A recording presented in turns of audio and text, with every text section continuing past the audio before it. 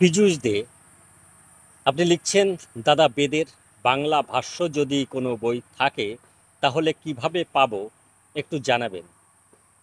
অনেকেই হরফ প্রকাশনীর বেদ পড়েন, কিন্তু দুঃখজনকভাবে সেটা যথাযথ নয়। কেন? কারণ সেখানে ভুল পদ্যচ্ছেদ, ব্যাকরণগত অসঙ্গতি, স্বরচিহ্নের অভাব, আর অনুবাদগুলো আক্ষরিক বা পৌরাণিক। এতে বেদের আসল দার্শনিক বা আধ্যাত্মিক অর্থ হারিয়ে যায়।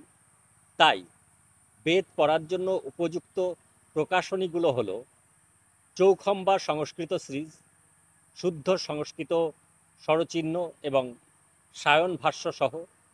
দ্বিতীয় হচ্ছে মতিলাল বনারসি দাস, দর্শন ও আধুনিক ব্যাখ্যা সহ। আপনি আর্য সমাজের প্রকাশনার বইও পড়তে পারেন, বেদ পড়তে পারেন, সেটি রূপক ও নৈতিক ব্যাখ্যা আছে। এবং শ্রী অরবিন্দ আশ্রমের গভীর আধ্যাত্মিক ও বৈজ্ঞানিক দৃষ্টিভঙ্গি নিয়ে। কিন্তু শুধু বেদ পড়লেই হবে না দাদা।